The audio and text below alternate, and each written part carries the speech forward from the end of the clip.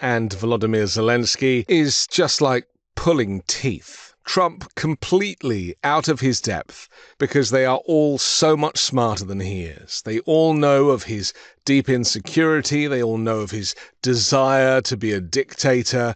And so they're having to play this game of congratulating him and loving on him. And the whole thing is just a political theater to one end, which is to end the war in Ukraine, instigated by Russia. But they know that Trump is more of a fan of Vladimir Putin than he is of Volodymyr Zelensky, and so they're having to manipulate him slowly. It's like trying to walk through treacle, seeing world leaders have to leave their brains in the foyer as they deal with Donald Trump. Half the time, he's not really listening. He just likes to facilitate it like he's hosting a special episode of The Apprentice. For all of the wonderful things that took place today, we've had a very successful day thus far. Important discussions as we work to end the killing and stop the war in Ukraine. We're all working for the same goal, very simple goal. We want to stop the killing, get this settled. I've just had the honor of being with President Zelensky and all of the discussions that we've had. We covered a lot of territory. And when he calls on a certain leader, he then likes to give them a little description, like people don't know who Friedrich Merz is. I mean, Merz actually cut him off. Trump's was like, and now Chancellor of Germany, very strong and powerful, and Merz was just interrupted him and just carried on talking. It was rather brilliant. Mr. Chancellor from Germany, a very great leader. Mr. President, dear Donald, many thanks for having us today. I think this is extremely helpful that we are meeting and hearing that the two of you are having such a good meeting today here in Washington. The next steps ahead are the more complicated ones now. The path is open. You opened it last Friday. But now the way is open for complicated negotiations.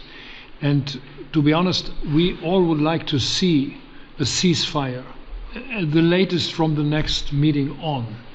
I can't imagine that the next meeting would take place without a ceasefire.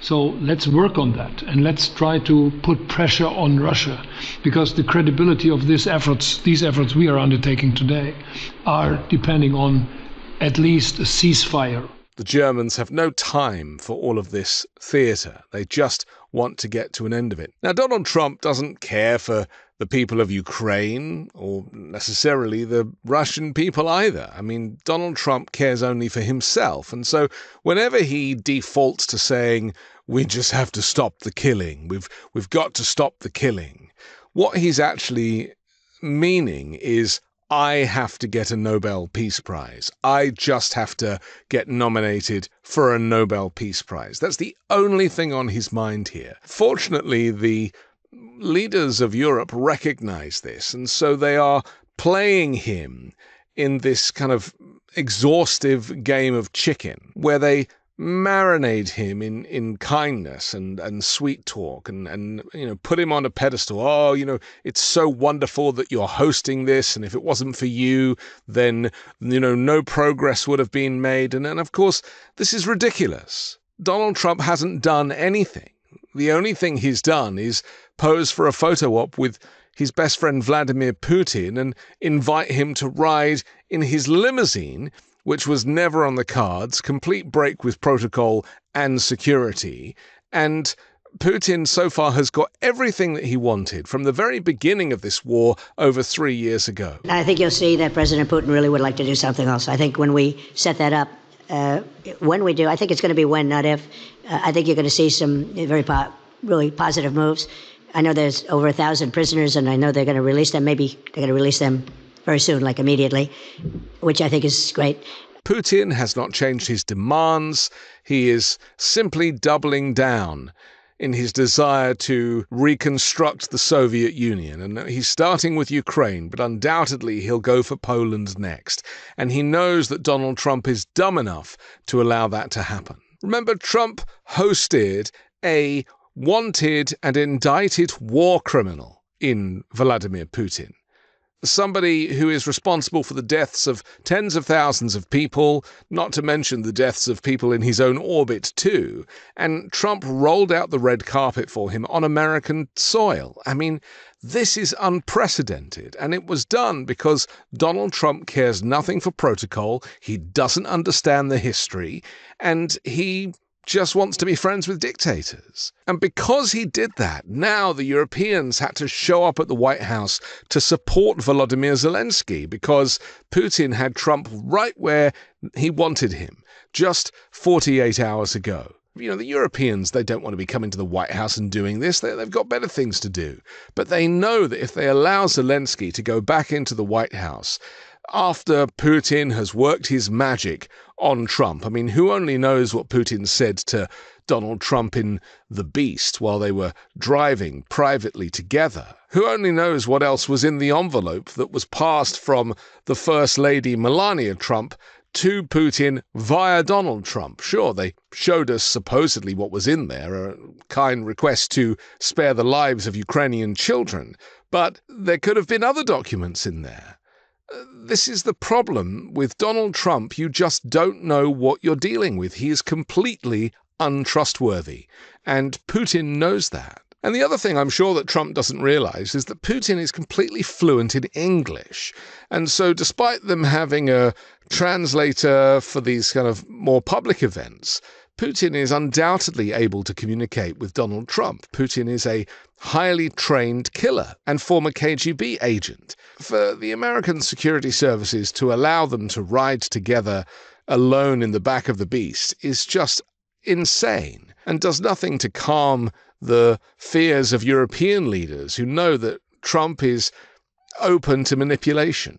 Now they have to have this second meeting with Zelensky. I mean, they could have had a first meeting with Zelensky and Putin, but, you know, that was not the case because Trump didn't want to be upstaged by Volodymyr Zelensky. So Trump just meets with Putin, and now the European leaders have to jump into this meeting, which was not, I mean, Trump didn't invite all the European leaders to the White House. They came to protect the sovereignty of Ukraine.